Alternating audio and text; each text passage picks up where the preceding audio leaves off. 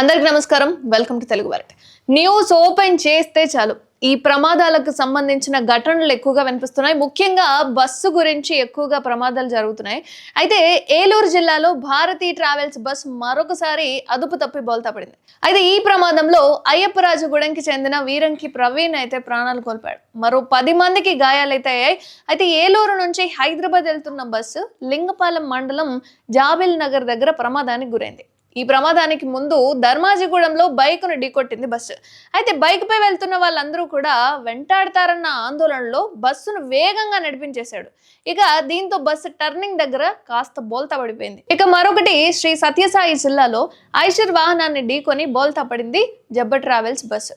అర్ధరాత్రి 2 గంటల సమయంలో 44వ జాతీయ రహదారిపై చెన్నై కొత్తపల్లి మండలం దామాజిపల్లి వద్ద జరిగింది ఈ ప్రమాదం.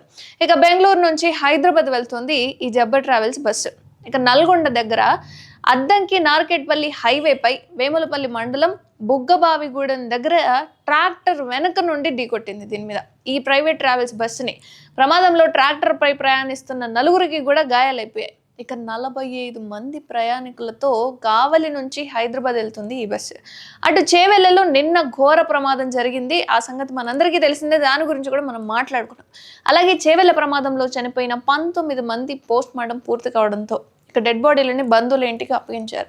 ఇక దాదాపు అందరి అంత్యక్రియలు కూడా పూర్తయ్యాయి. ఈ ప్రమాదంలో 35 మందికి గాయాలైతే వాళ్ళు ఇంకా 32 మంది హాస్పిటల్లో చికిత్స పొందుతూనే ఉన్నారు.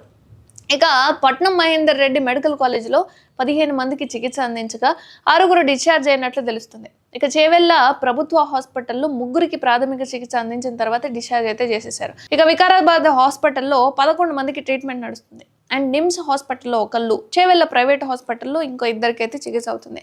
ఇలా బస్సు ప్రమాదాలు జరుగుతూ ఉన్నాయి. ఆ బస్సు ప్రమాదంలో 1కి 2కి కాదు, సుమారుగా 10 సంఖ్యలలో ప్రాణాలు కోల్పోతున్న వాళ్ళు చాలా మంది ఉంటున్నారు. దీంట్లో నిర్లక్ష్యం ఎవరిదని మీరు భావిస్తున్నారు? బస్సు డ్రైవర్దా, వేగంగా వెళ్ళిపోవాలి లేదా గమ్యాన్ని తొందరగా చేరుకోవాలి అన్న ఉద్దేశానికి సంబంధించా, లేక ఓవర్టేక్ చేయాలి అన్న ఉద్దేశంతో ఎందుకు ఈ ప్రమాదాలన్నీ జరుగుతున్నాయని భావిస్తున్నారు? కామెంట్ చేయండి.